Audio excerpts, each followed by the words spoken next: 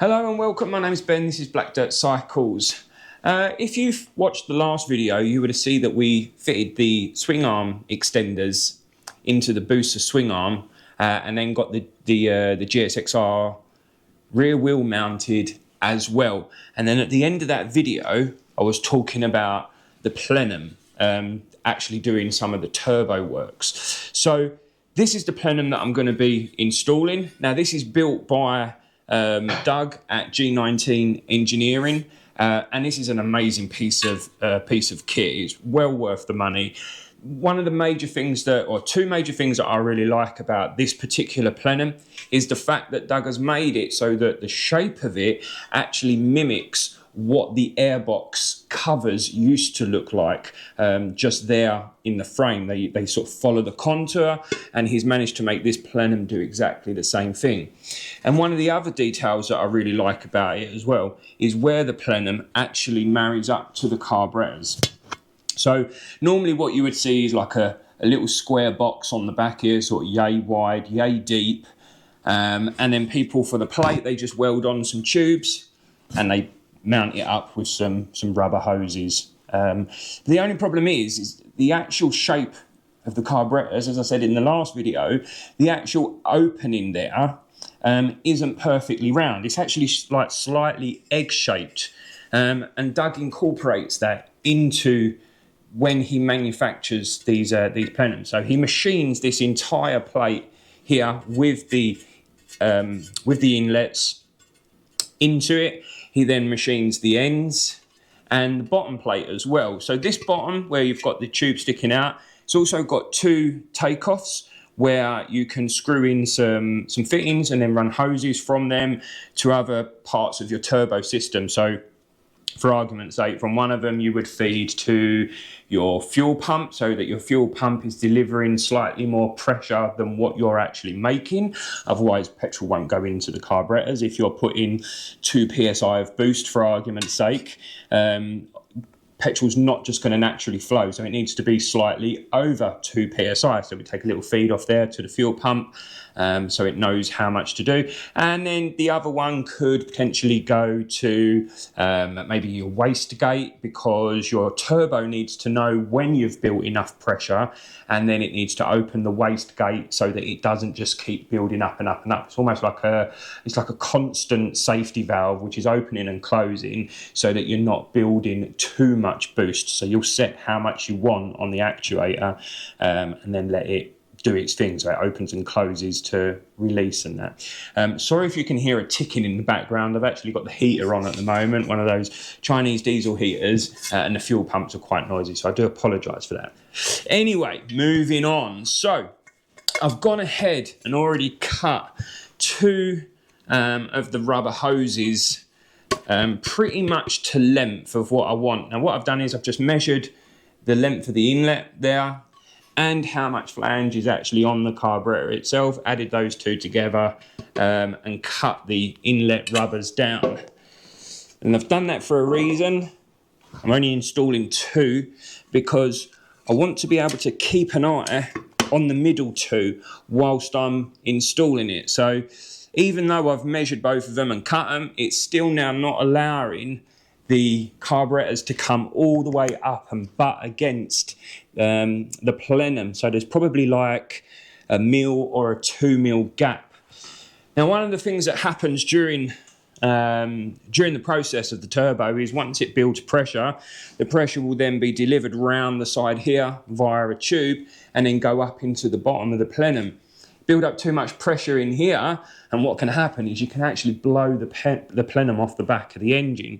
So in this episode, what I'm going to be doing is making basically a small aluminium rod, because Doug, when he machines these sides, he kindly puts a little fitting in the side of them there, a little M6 bolt hole, and luckily enough, my bike has the end fittings there for a dress-up kit to go on, which just so happens to also be an M6 fitting too. So what my plan is with a couple of rose joints and a bit of 10 mil alley, I plan on getting one bolted on there, one bolted on there, one bolted on there, and then a piece of aluminium that goes between them, which is threaded, a left-hand thread and a right-hand thread, so that you can tighten it up, pull that plenum right up to the carburetor, and basically it's just going to stop it from blowing off, blowing it off the back of the carburetors. Now, I've already sort of offered this up and worked out that I need to cut this rod at 145 millimeters long. I then need to drill both ends at 5 mil. I'll go quite deep with those. I'll then cut a right-hand thread in one end, a left-hand thread in the other end, and then what I'll probably do is in the middle of the rod, I'll probably do a little bit of knurling so that I've got something that I can actually grip and turn it so that it pulls the plenum tighter onto the carburetors.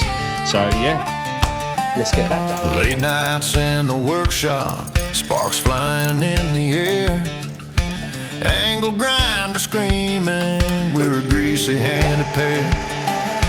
Black dirt cycles rising from rust to roaring pride. Cut, weld, ride, brother, it's a hell of a ride.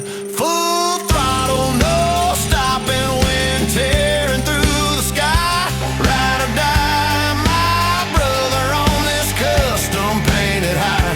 Gears grinding, hearts pounding, leave it all on the line.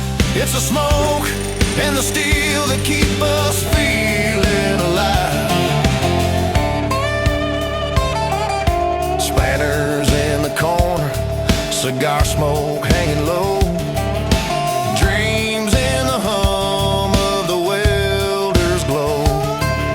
A vision born in oil stains and a stubborn kind of grit. We build it with our hands and we're proud of every bit. Blood, sweat, and gasoline, it's a bond you can't unwind. The road's our only preacher, the open sky's our shrine. Full throttle, no stopping, wind tearing through the sky. Ride or die, my brother, on this custom painted high. Gears grinding, hearts pounding, leave it all on the line. There we go. So all I need to do now is cut it to 145 mil, face it off, and then drill, and then we'll thread with the left-handed thread to get the other one. So there we have it, one completed rod with both a left-handed and a right-handed banjo screwed in, the knurling in the middle so that I can now adjust it. I have figured that I need to put a little spacer on there because the rose joints pull too tight and it just hits this the corner of this nut here. So I've just put a spacer on the back for now, but the idea is that hopefully if we get this screwed on,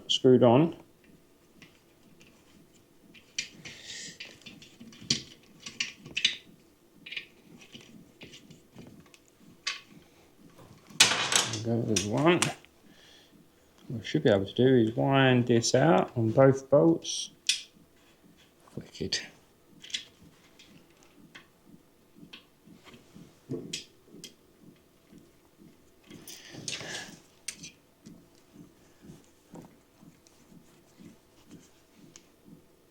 There we go.